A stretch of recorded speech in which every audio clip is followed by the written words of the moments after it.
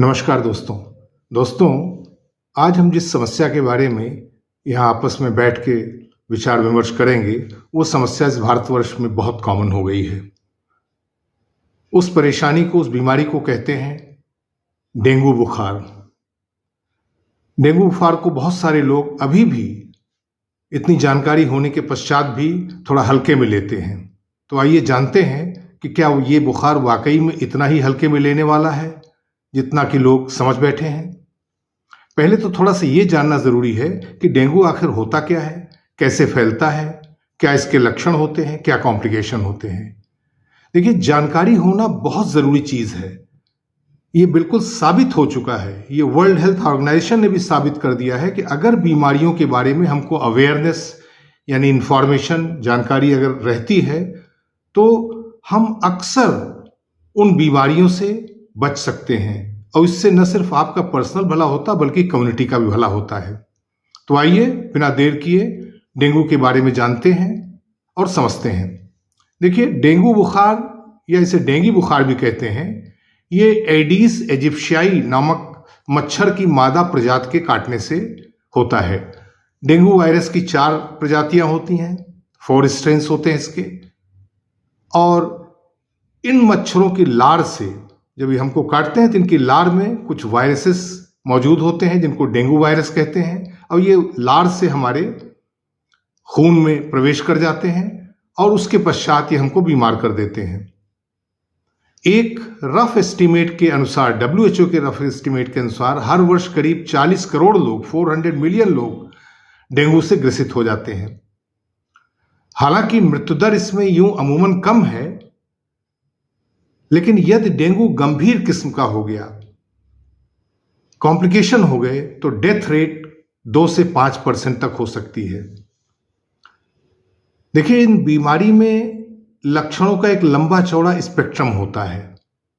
कुछ लोगों में ये साधारण बुखार होकर थोड़े दिन में खत्म हो जाता है। ऐसे केस में ज्यादातर तेज बुखार के साथ बदन में, हड्डियों में बहुत तेज दर्द भी होने लगता है, इसलिए इसे ब्रेक बोन फीवर भी कहते हैं, हड्डी तोड़ बुखार। कभी कभी कुछ लोगों में बीमारी गंभीर हो उठती है, उस समय उनका बीपी गिरने लगता है, पल्स जो है यानी नाड़ी जिसको कमजोर हो जाती है, तब इसको डेंगू शॉक सिंड्रोम कहते हैं। कभी कभी इसमें अंदरूनी रक्तस्राव यानी इंटरनल हिमरेज होने लगता है, उस समय मरीज की हालत बहुत गंभीर हो जाती है, तब इसे डेंगू हिमोरेजिक फीवर कहते हैं। ये दोनों कंडीशन, डेंगू शॉक सिंड्रोम और डेंगू हिमोरेजिक फीवर से मरीज की मृत्यु भी हो सकती है। इसलिए डेंगू को घर पे इलाज नहीं करना चाहिए। डेंगू का इलाज करने के लिए डॉक्टर से कंसल्टेशन करके ही सारी बातें तय करनी चाहिए। डेंगू बुखार ज्यादातर 7 दिन तक रहता है, इसलिए कहीं कहीं इसे 7 डे फीवर भी कहते हैं। इस बीमारी में शरीर में जो छोटी छोटी रक्त वाहिनियां यानी जिनको हम लोग कैपिलरीज कहते हैं, ये डैमेज होके लीक करने लगती हैं। तब इस बीमारी में पैरों या पेट में भी सूजन हो जाती है, ब्लड प्रेशर गिर सकता है। प्लेटलेट कम हो जाना इस बीमारी का एक प्रमुख लक्षण है। देखिए, भारत में डेंगू अमूमन जुलाई से नवंबर तक ज्यादा होता है और सितंबर से अक्टूबर तक ये एक पीक पर रहता है। अब आप जानते हैं कि इस समय सितंबर चल रहा है, यानी इस समय से लेकर अगले महीने तक ये इसके पीक पे आने की संभावना होती है। बच्चों में, बूढ़ों में और जो लोग डायबिटिक्स हैं उनमें डेंगू खतरनाक रूप ले सकता है, इसलिए इनमें सावधानी बहुत जरूरी है। तो अब हम ये जानते हैं कि अगर डेंगू हमको मान लीजिए हो गया है तो हमें क्या करना है, क्या नहीं करना है, ये जानना सबके लिए बहुत जरूरी है। मैंने डेंगू जैसी खतरनाक बीमारी के लिए 7 पॉइंट प्रोग्राम डेवलप किए हैं। ये वैसे भी सबकी भी जानकारी में है कि अगर मान लीजिए हमको डेंगू हो गया, उसके लक्षण हो गए, तब हम क्या करें। और 7 ही पॉइंट प्रोग्राम है कि मान लीजिए डेंगू से हमको बचना है तब हम क्या करें। तो पहले डील करते हैं कि अगर मान लीजिए हमको डेंगू के लक्षण हो गए, यानी बुखार आना शुरू हो गया है, कुछ उस तरह के सर में दर्द हो रहा है, बदन में दर्द हो रहा है, मिचली आ रही है, तो हम पहले क्या करें? देखिए, डेंगू नंबर 1, डेंगू का लक्षण शुरू होते ही तुरंत खून की जांच कराएं। ये जांचें हर जगह उपलब्ध है, उससे साबित हो जाता है डेंगू है। और अगर डेंगू हो गया है तो नंबर 2, घर पे आराम करें। नंबर 3, ज्यादा पानी पीना चाहिए, यानी अपने शरीर को हाइड्रेशन में रखना चाहिए। नंबर 4, कुछ फल जैसे कीवी है, अनार है, पपीता है, इसमें फायदा करता है। प्लेटलेट कम होने पर पपीते की पत्तियों का अर्क भी फायदा करता है, मगर इसे किसी डॉक्टर की निगरानी में ही अर्क वगैरह लें। अक्सर मैंने देखा है कि मरीज का जरा सा प्लेटलेट कम हुआ तो घबरा जाते हैं। देखिए, शरीर में प्लेटलेट्स का एक रेंज होता है, 1.5 लाख से लेके 4.5 लाख प्रति क्यूबिक मिलीमीटर इसका रेंज होता है। मान लीजिए आपका प्लेटलेट 1 लाख के करीब थोड़ा गिर गया 1.5 लाख से, तो बहुत से लोग उसी पर ही घबरा जाते हैं। अब उस समय सोचने लगते हैं कि भाई अब तो इनको प्लेटलेट चढ़ाना पड़ेगा। कुछ डॉक्टर भी या तो अपनी अज्ञानता के कारण या किसी और वजह से वो भी प्लेटलेट चढ़ाने की बात कर देते हैं, तो उस समय मरीज और घबरा जाता है। देखिए, हर वक्त हर केस में प्लेटलेट चढ़ाने की बिल्कुल जरूरत नहीं होती है। प्लेटलेट चढ़ाना कोई बहुत आसान प्रक्रिया नहीं होती है, इसके कुछ नुकसान भी हो सकते हैं। और ये पाया गया है कि जब तक प्लेटलेट्स घटकर 20,000 या उससे नीचे ना आ जाए तब तक अमूमन इसकी जरूरत नहीं पड़ती है। लेकिन इस चीज को आप अपने डॉक्टर पे छोड़ दें और बिना मतलब घबराए नहीं। 5वीं चीज, अगर पेट में दर्द हो रहा है या मतलब नहीं हो रही है तो आप हल्का भोजन लेते रहें। शरीर को एनर्जी की भी जरूरत होती किसी भी बीमारी में।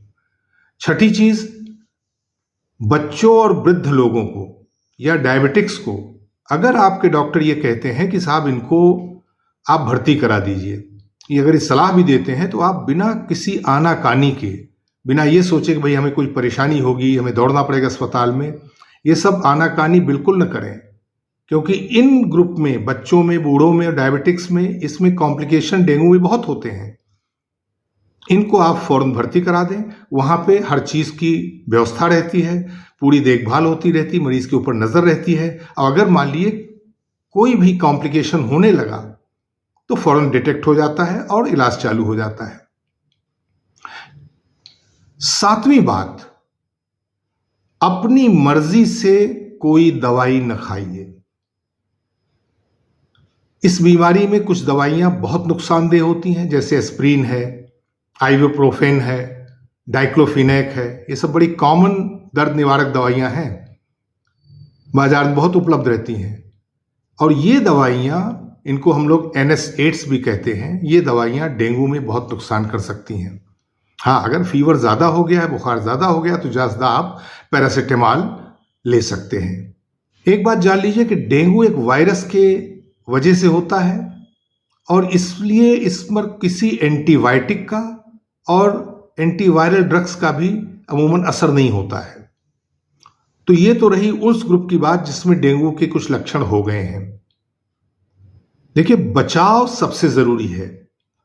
क्या इसके बचाव के साधन हो सकते हैं, ये जानना हमारे लिए बहुत जरूरी होता है।